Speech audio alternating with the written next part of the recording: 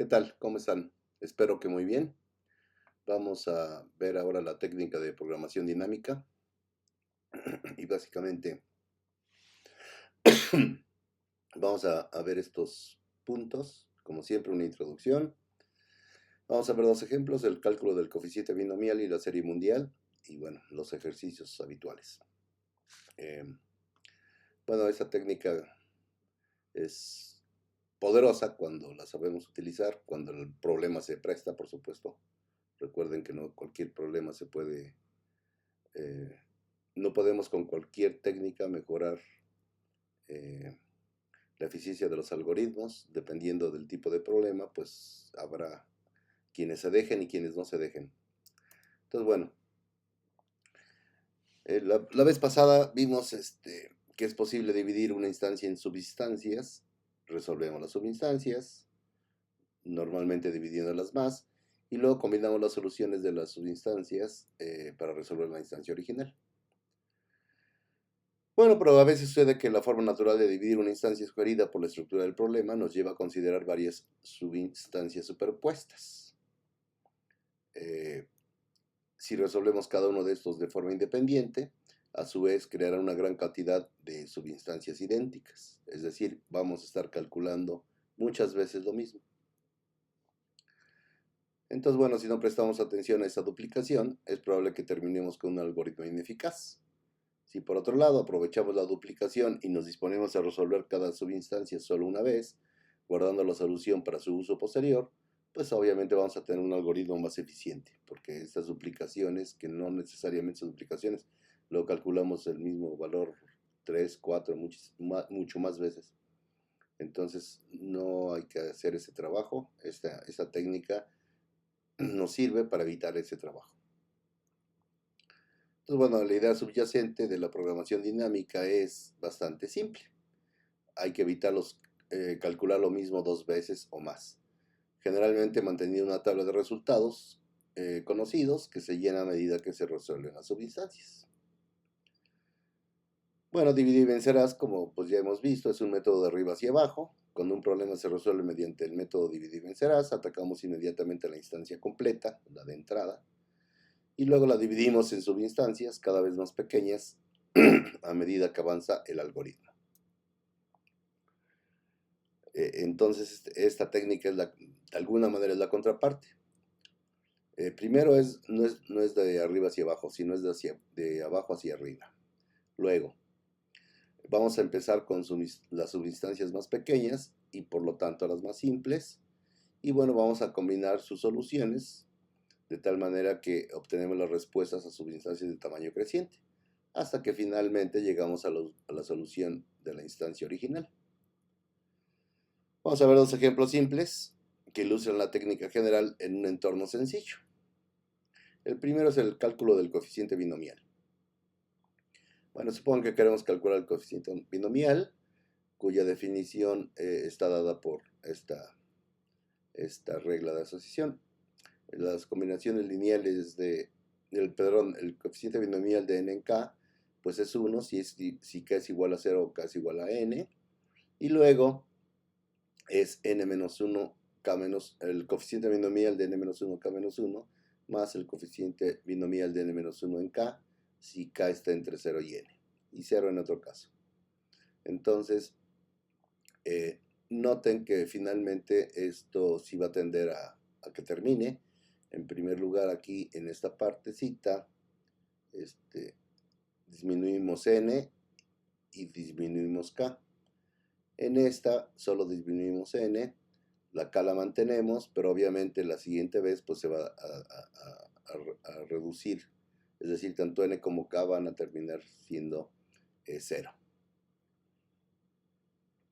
Bueno, entonces si calculamos este coeficiente binomial directamente con la siguiente función, que no es más que la reestructura de su definición matemática, pues tendremos que si k es igual a 0, k es igual a n, entonces regresamos 1, y si no regresamos, pues lo que nos dice la receta, el llamado recursivo de c de n-1, k-1, más c de n-1k.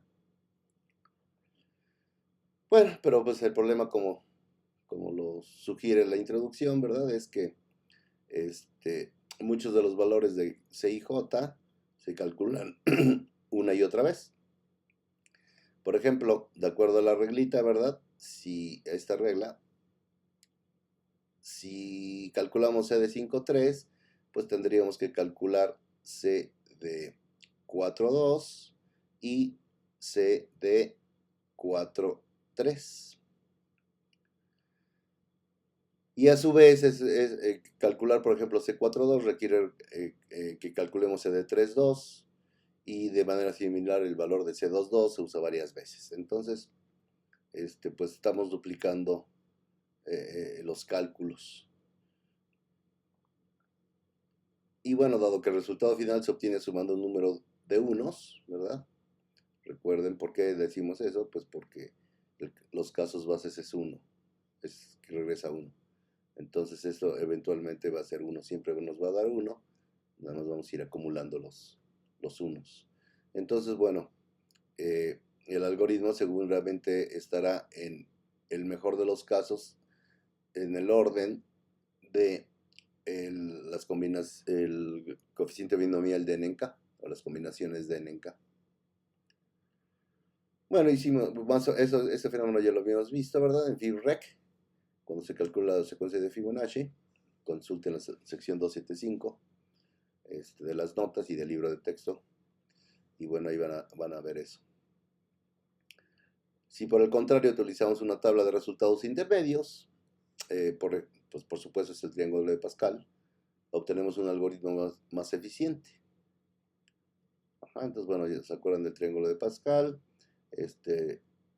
¿Cómo obtengo, por ejemplo, 2? Bueno, ¿cómo obtengo 1? Pues sumando el de arriba, que es 0, más 1. ¿Cómo obtengo 2? Sumando el de arriba, que es 1, más 1, nos da 2. Y en general, obviamente, renglón crece, perdón, las columnas van de 0 a n y los renglones, no, los renglones van de 0 a n, perdón, y las columnas de 0 a k. Entonces, para calcular C de nk, pues calculo C de n-1k, el de arriba, y le sumo el de la izquierda, el inmediato de la izquierda, C de n-1, k de n-1. Ese, pues como saben, es el triángulo de Pascal, así se calcula siempre. Bueno, la tabla debe llenarse línea por línea. Y pues no es necesario almacenar la tabla completa, basta con mantener un vector de longitud k que representa la línea actual. ¿Por qué de longitud k? Pues porque las columnas corren hasta acá. Y vamos a actualizar este vector de izquierda a derecha cada vez. Solo necesito ir almacenando cada renglón de mi matriz. Así, para calcular el coeficiente binomial de Nenka o las combinaciones de Nenka, el algoritmo toma un tiempo en el orden exacto de n por k, pues porque tengo n renglones y k columnas. Y bueno, si asumimos que la suma es una operación elemental y un espacio, eso sí, asumimos que la suma es una operación elemental. Y bueno, en espacio, que no hemos hablado mucho de un espacio, pero bueno, pues acá se ve claramente que solo va creciendo conforme crezca k. Es decir, está en el orden exacto de k. Ok, entonces, pues como vemos, hemos reducido enormemente. No es lo mismo, en el mejor de los casos, que sean las combinaciones de n en k a tener n por k. Recuerden que la definición de n en k, pues de las combinaciones de n en k, pues tienen que ver con el factorial, cálculo de factoriales. Entonces realmente acá tenemos una... si por ejemplo n y k son iguales, entonces pues, sería cuadrático nuestro algoritmo, que dista mucho del cálculo de los factoriales. Entonces hemos podido reducir drásticamente la eficiencia de nuestro algoritmo usando la programación dinámica. El otro ejemplo, la serie mundial, como en el béisbol, ¿verdad? Imagina una competencia en la que vamos a generalizarlo por supuesto, pero imagina una competencia en la que dos equipos A y B juegan no más de 2 por n-1 juegos, siendo el ganador el primer equipo en lograr n victorias. Bueno, las suposiciones de este problema es que no hay juegos empatados y que los resultados de cada partido son independientes y que para cualquier partido dado hay una probabilidad constante P de que el equipo A sea el ganador y por lo tanto una probabilidad constante Q igual a 1 menos P de que el equipo B ganará. Recuerden que bueno, siempre hay algún favorito al equipo que en todo el torneo hizo un mejor trabajo, pues va a tener una mayor probabilidad de ganar. Al menos eso es, si consideramos que no hay trance en las apuestas, ¿no? Entonces, bueno, sea P de I, J la probabilidad de que el equipo A gane la serie, dado que todavía necesita I victorias más para lograrlo, mientras que el equipo B aún necesita J victorias más si quiere ganar. Por ejemplo, antes del primer juego de la serie, la probabilidad de que el equipo A sea el ganador de la serie es P de N. Y bueno, pues en este caso ambos equipos aún necesitan N victorias para ganar la serie porque no ha empezado la serie. Si el equipo A requiere 0 victorias más, entonces de hecho pues significa que ya ganó la serie. Por lo tanto, la probabilidad de que el equipo A le falten 0 victorias y el otro pues no nos importa cuánto, pues es igual a 1. Ya ganó. De manera similar, si el equipo B requiere 0 victorias más para entonces ya ha ganado la serie, y la probabilidad de que el equipo A sea el ganador de la serie es entonces P de I 0, ¿sale? Y es igual a 0. Como ya ganó el equipo B, pues la probabilidad de que el equipo A gane pues es 0. Como no hay una situación en que ambos equipos puedan ganar la serie, entonces no tiene sentido calcular P de 0, 0. Y bueno, ¿cómo expresamos esta probabilidad? Pues muy fácil, dado que el equipo A gana un partido dado con probabilidad P y lo pierde con probabilidad Q, pues entonces la probabilidad de IJ es igual a P por la probabilidad de I menos 1J más Q por la probabilidad de que pierda, ¿no? Por la probabilidad de IJ menos 1. Es decir, le falta debería de ser que le falta un partido menos, le siguen para que gane, y le siguen faltando J partidos, más la probabilidad de que haya ganado el equipo B, ¿verdad? Por lo tanto, este índice se disminuye. Bueno, entonces si hacemos un cálculo tal cual de esta probabilidad, pues sería muy fácil nuestro algoritmo por sustitución, ¿verdad? No por sustitución, no. Es una especie de divide y vencerás, pero acá no estamos, bueno, sí lo estamos partiendo, hacemos dos llamados a P. Entonces, si lo hiciéramos por divide y vencerás, digamos, entonces pues directamente tendríamos este código. Si es igual a 0 regresa 1, si es igual a 0 regresa 1 porque ya ganó, si J es igual a 0, entonces A ya perdió, ¿verdad? Entonces regresa 0. Y si no, pues tenemos que hacer este cálculo. P minúscula por la probabilidad de I menos 1J más Q minúscula por la probabilidad de I J menos 1. La probabilidad de que P gane y la probabilidad de que Q pierda. Bueno, o sea, vamos a hacer el análisis del algoritmo. Entonces, te dedica el tiempo necesario en el peor de los casos para calcular P de IJ, donde K es igual a I más J. Eso hay que tenerlo presente. K igual a I más J. ¿Por qué lo vamos a tener presente? Pues porque después vamos a ver que ese numerito nos va a servir, o esa relación nos va a servir. Bueno, entonces con este método vemos que T de 1 es igual a C, una constante, y T de K es una expresión, una ecuación de recurrencia, ¿verdad? Tenemos que T de K es menor o igual que 2 por T de K menos 1, más D para K mayor que 1, y bueno, se dé dos constantes, ya saben, que van a quedar ocultas por ahí, pero siempre hay que expresarlas. Bueno, si hacemos una serie de reescrituras, T de K menos 1 en términos de T de K menos 2, etcétera, etcétera, pues obtendríamos algo así de este estilo. 2 a la K, que T de K es menor o igual que 2 a la K, por C entre 2 más D entre 2 menos D. Si hacen las cuentas acá, esta da cuenta de acá, pues eso les va a salir. Bueno, por lo tanto, en el peor de los casos, T de K está en 2 a la K. Este es el término, ¿verdad?, que domina. Y bueno, si se acuerdan, eso es lo que decía, como decíamos que K es igual a I más J, aquí. Entonces, si es igual a J, igual a N, entonces, pues este 2 a la K se vuelve como ¿qué? 2 y K es igual a I más J, entonces sería 2N. Entonces tendríamos que está en el peor de los casos en 4 a la N. Bueno, si observamos la forma en que se generan las llamadas recursivas, encontramos el patrón que vamos a ver ahorita, que es idéntico al que se obtiene cuando calculamos ingenuamente el coeficiente binomial. P de IJ, ¿qué hacemos? En la matricita del cálculo del coeficiente binomial, ¿verdad? Teníamos el de arriba, es decir, la J se permanece en la columna, y está en el renglón de arriba, I menos 1. Misma columna, pero en el renglón anterior. Y el otro era el que está arriba, arriba del I, o sea, está en el mismo renglón, pero está en una columna anterior. Y así para todos.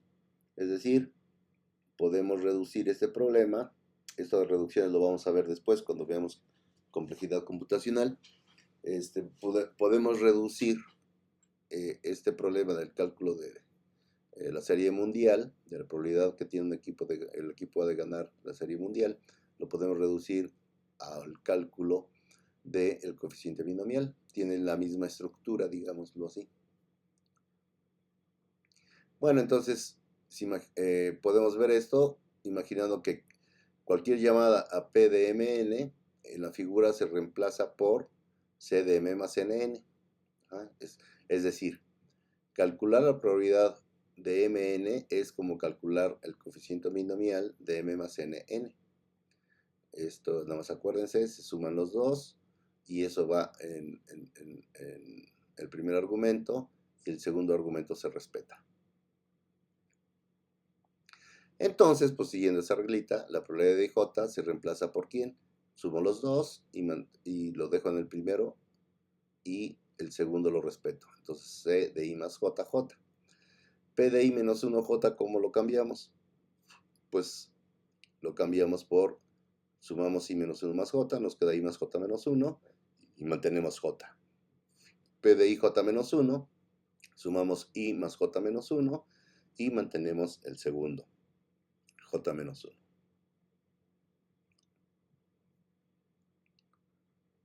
Entonces el patrón de llamadas que muestran las flechas corresponde al cálculo ni más ni menos. El que está en la misma columna, pero... No, perdón, el que está en el mismo renglón, pero una columna a la izquierda, más el que está una columna a la izquierda y en el mismo renglón.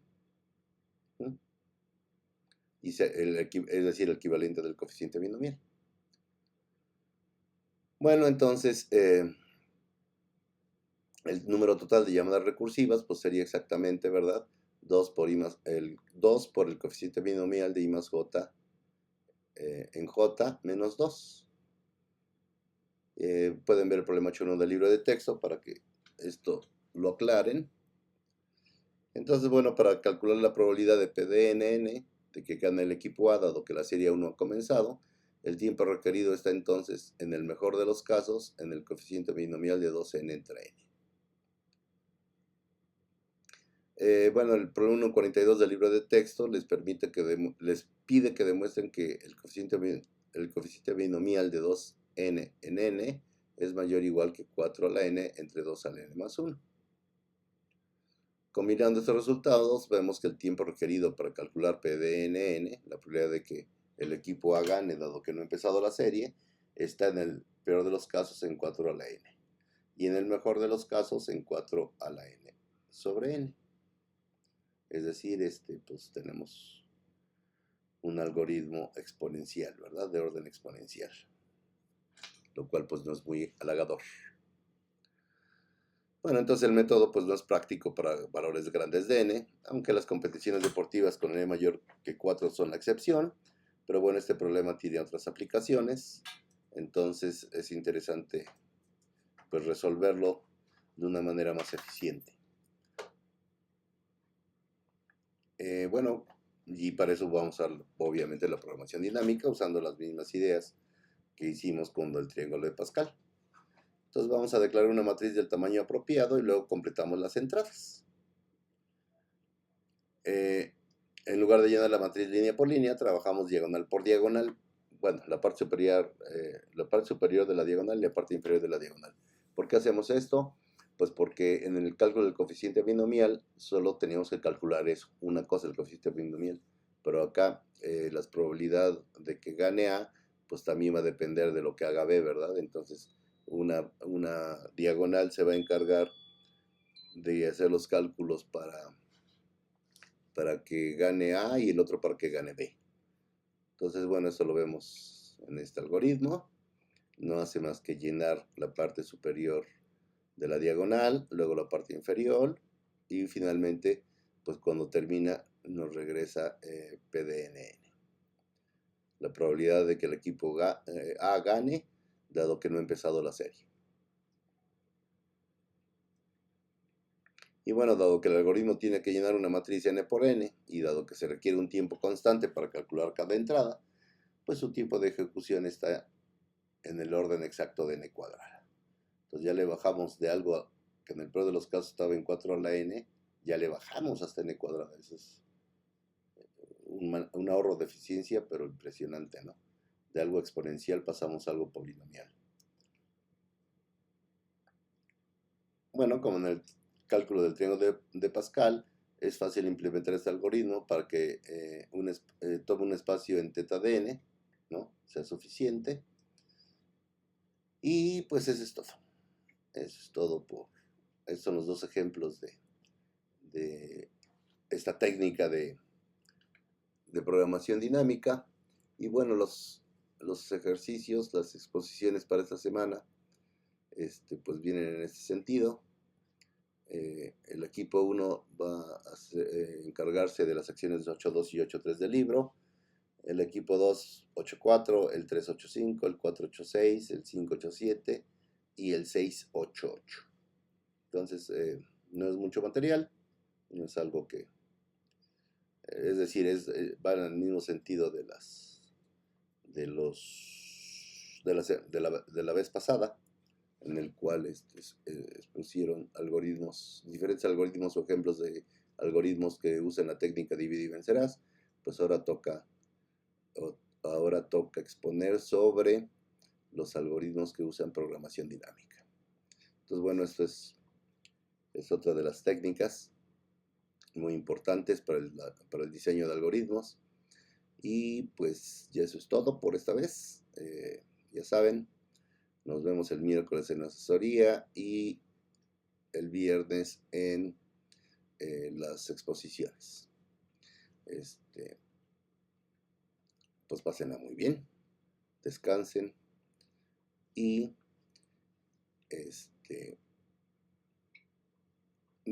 manténganse en casa, no salgan, cuídense mucho, por favor.